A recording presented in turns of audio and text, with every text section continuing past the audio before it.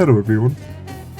If you follow me on Instagram, you'll know what this episode and the next one or two are going to be about. My book. This one specifically will go deeper into the why of the book. About 10 years ago, my aunt bought me a book called The Eyewitness Book of Dogs, written by Dr. Bruce Fogel, who, confusingly, is a vet with a doctorate rather than a human medicine doctor. This, depending on how you look at it, was either a brilliant or a terrible idea. Why? Because I became obsessed. I'm good at that, becoming obsessed. Anyhow, this book was, and is, because I still have it, excellent. It started off talking about the history of dogs, then goes through physical stuff about them, and then about considerations if you're interested in getting a dog. But the main part of the book, or at least my favourite part, is a section where there are a ridiculous number of breeds detailed. Obviously, the entries are very short for each. He doesn't want a book going on forever. So each breed has around a paragraph or two just explaining a little bit about each of the breeds, their history, and what they're like. And it's not just your normal breeds. Everything from a Chihuahua to a Slovensky Kuvak is covered. There's something crazy like 400 or more breeds in the book. Anyhow, this set in me a deep love for dogs.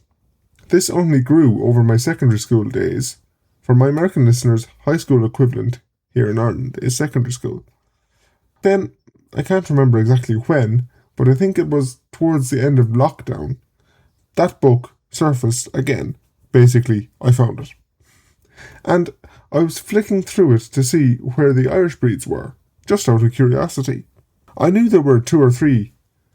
Little did I expect to find 8.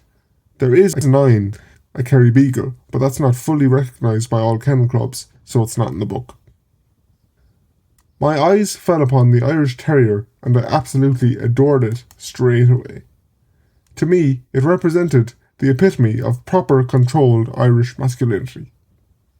Anyways, the big thing for me was, it got me thinking, how on earth can Irish people go through life maybe with 3 or 4 or more Labradors or Golden Retrievers or Cocker Spaniels or even Cockapoos and never even hear of the likes of the Glenavamale Terrier, built to perfectly fit the niche of Dachshunds but with the extra hardness needed to live in Ireland? Or the Irish Red and White Setter, which was actually the original of the Irish Setter that everyone and their mother knows. So, I went on a dog hunt. Oh, wait, that kind of sounds a bit bad. I mean, I went to search them out. Then, the summer of about 3 or 4 years ago, maybe a bit less, I went to an agricultural show local to me. By the way, if you're not Irish, even if you're English, the real agricultural show experience is something you won't be familiar with. So I can do an episode on that in my podcast at some point. At that show, I met a man who happened to have with him 2 of the self-same Irish Terriers I had fawned over in the book. It turned out that these were, indeed, purebred Irish Terriers, and were actually show dogs. Willie O'Mara from South Tipperary, and I'm not going to be more specific than that for privacy's sake, had just opened a world to me that I would again become obsessed with. Something for which I will be eternally grateful. I say eternally because, unfortunately, Willie died rather suddenly in August 2024. Anyhow, he and his wife Jenny introduced me to the world of dog shows. Bad move. Well, actually, great move, except for the fact that, again, I became obsessed. I got to meet every sort of person and every kind of dog. As I mentioned earlier, there is a huge gap, or bias if you want to call it that, in the world of dogs.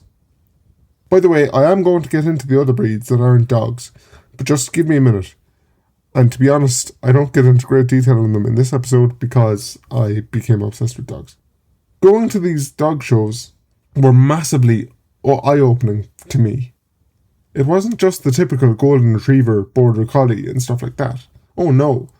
There was everything from the Russian Toy Terrier to the Estrella Mountain Dog, the odd Maremma Sheepdog, and even a Canet Corso or two. These shows set something of a fire in me, and I felt it important that as many people as possible should know that the term dogs stretches far beyond just retrievers and doodles.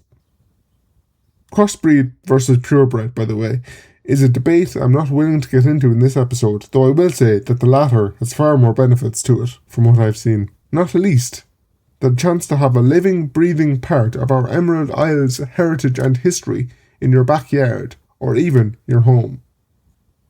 I am a man very good at going on tangents. Down rabbit holes, you could say.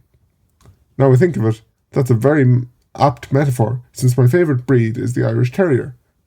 My attendance at dog shows, and being exposed to the soft-coated Wheaten, the Irish Terrier, and the spunky Kerry Blue, set a question in my mind. What other breeds are there? I knew for a fact there were Connemara ponies, as I grew up with them here on our family farm where I live.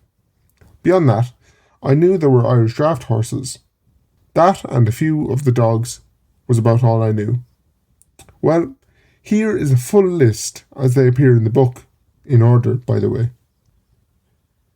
The Irish Terrier, the Irish Mild Cattle, Kerry Bog Pony, Kerry Cow, Kerry Blue Terrier, Dexter, Connemara Pony, Glenavon Mal Terrier, Irish Cob, Old Irish Goat, Irish Setter, Irish Red and White Setter, the Drimmen, the Irish Draft, the Clador, the Native Irish Honeybee, the Galway Sheep, the Irish Soft-Coated Wheaten Terrier, the Irish Wolfhound, the Irish Water Spaniel, and the Kerry Beagle. That's 21, so yeah, quite a few. I decided that, since I was allegedly good at writing, and it was something I was passionate about, and I couldn't seem to be gainfully employed in any other way, long story, I would write a book. So, I opened the Canva file, designed the cover, and yes, I realise that's the last thing you're supposed to be doing, but I did it first, and got recording podcast episodes. The reason for this, the podcasting particularly, was twofold. Firstly, I wanted as many listeners as possible to fall in love with the Irish breeds, much as I have myself. Only problem is, I soon realised I only have 2 consistent listeners to the podcast. This must change, by the way. Anyhow, the second reason was, in short, contacts. As the phrase goes, it's who you know, not what you know. Plus, I thought people who love the breeds as much as I do would be pretty cool friends to have. So, after doing each breed's episode, I sent them to as many of the breed societies internationally as I could. And it worked. To this day, my native breed series is by far the most popular. Probably because I have actually pushed the episodes, something I'm not great at. This led to me getting invited to a few meetups and such, and so I have many contacts now. A lot of them will feature in the A Word from the Owner section of the book. But hey, I've started talking about the inside of the book. That's a next episode issue. Thanks for listening. Like this if you can. Tell me what you did and didn't like. Follow me on Instagram at Liam Blake Podcaster and Substack on, I think it's the History and Heritage Substack.